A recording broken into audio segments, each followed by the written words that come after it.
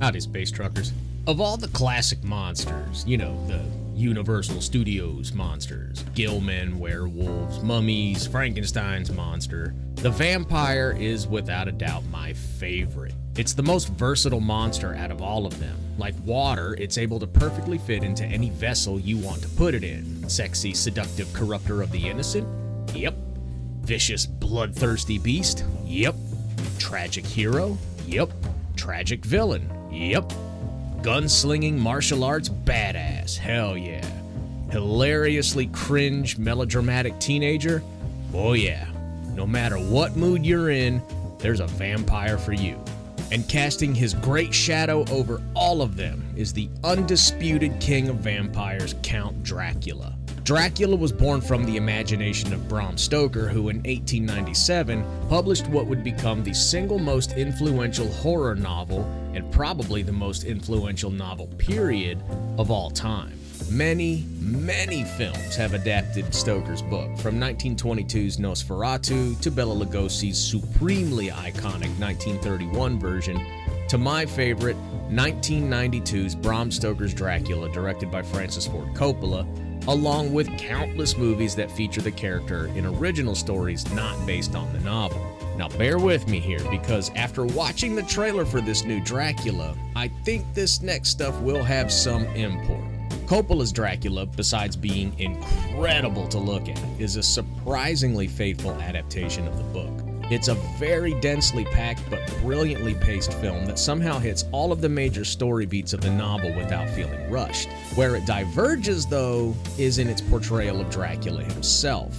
In the novel, Dracula is cruel and completely without any redeeming qualities, and where Bram Stoker only loosely connects Dracula to the historical Wallachian prince Vlad Tepes, in Coppola's film, they're one and the same. In that movie, Vlad's wife, Elisabetta, receives a letter falsely claiming that Vlad had died in battle, and in her grief, unalives herself. Thanks, YouTube. Damning her soul. Vlad, having shed so much blood in the name of Christendom, renounces God and swears that he will become an undying bane upon all of God's people as vengeance for this betrayal.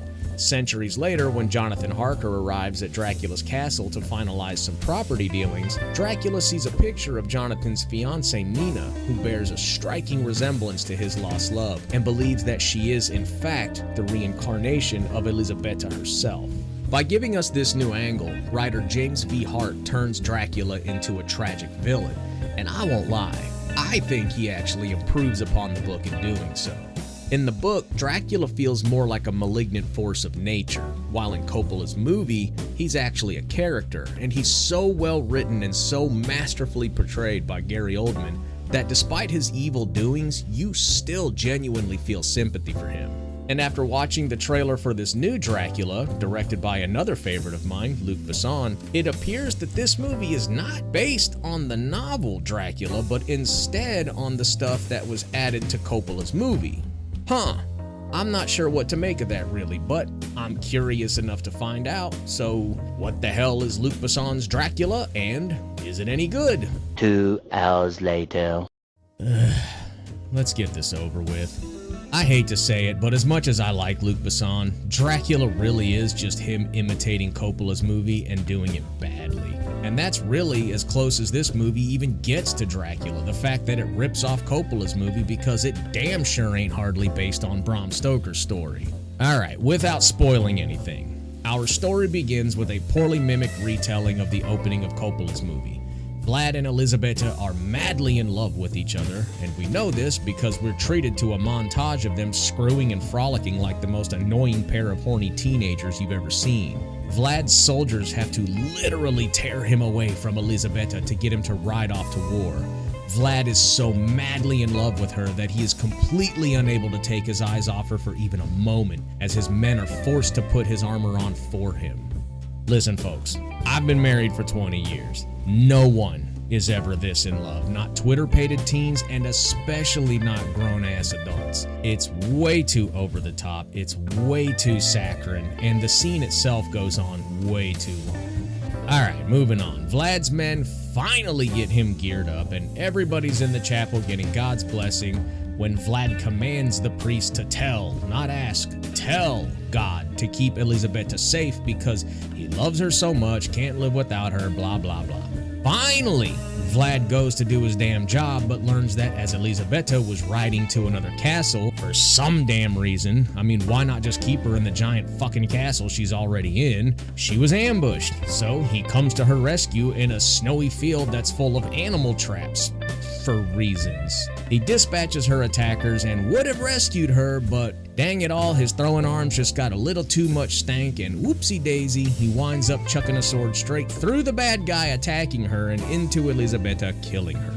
Then we're treated to another inferior riff on Coppola's movie as Vlad renounces God, complete with a statue crying blood. Fast forward 400 years, and a priest shows up at an insane asylum because they've caught a vampire and he wants to interrogate her. He finds out that her master is a prince who's been looking for his lost love all this time, and he's coming to Paris because she's probably gonna be there or something like that. Then we meet Jonathan Harker as he arrives at Dracula's castle. Dracula's about to kill him, but then he sees Mina's picture in a locket, and wouldn't you just know it, she's the spitting image of Elisabetta. So Dracula sets off for Paris to meet her, but leaves Jonathan in prison with a bunch of stupid gargoyles to guard him. Alright, I'll keep the rest of it brief. Dracula goes to Paris. What you already know is going to happen, happens, and then the movie ends. And the movie even half-assedly mimics the ending of Coppola's movie, except now it's nowhere near as tragic or impactful. Seriously, y'all, it's been a minute since I've been so thoroughly disappointed by a movie. I'm all for people paying homage to their inspirations, but one thing I can't stand is when they ape them. And that is what Luc Besson is doing here. I mean, Dracula's wife's name is Elisabetta, and she just happens to have been reincarnated as Mina Murray. Neither the real Vlad Tepes nor Bram Stoker's Dracula had a wife named Elisabetta. She was invented for Coppola's movie. You couldn't even give her a different name, and so many scenes like the opening are just poor knockoffs of Coppola's. They even hijack Oldman's iconic big white hairdo. I mean, what the hell? It's so blatant and poorly done that it goes skidding right past homage and straight into mockery. As for all of the original stuff in the movie, none of that is any good either. You have Dracula's cutesy-wootsy gargoyle minions that come straight out of a 90s Disney cartoon. The way they bounce and hop around playfully, you half expect them to break into a damn song. And that's another thing, this movie has these bizarre tonal shifts that come so fast and unexpected, it's whiplash-inducing. When Jonathan is at Dracula's castle, I honest to God thought it was going to turn into a comedy. Jonathan's got these quips, Dracula delivers these sarcastic little one-liners, the gargoyles are silly little gooses. It feels, kind of ironically, like Dracula's script was stitched together by Frankenstein from parts of other scripts. One script's a tragic romance, one's a lighthearted comedy, one's a Disney musical, and they were all assembled into a movie that is somehow less than the sum of its parts. None of the characters are likable at all either, not even Christoph Waltz, and I like him. He's the Van Helsing character of the movie, but his quirkiness comes off as strangely artificial, unlike Anthony Hopkins' Van Helsing, whose idiosyncrasies feel completely natural.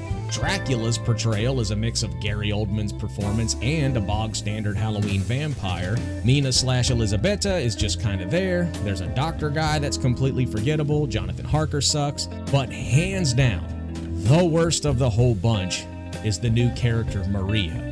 Maria is a combination of the characters Lucy Westenra and Renfield, and she is appallingly bad. Where Lucy is a lusty, spirited, if a bit improper 19th century lady, Maria here acts like a 21st century party girl. She's loud, obnoxious, and atrocious to watch, and maybe the worst thing in the whole movie, and that's saying something.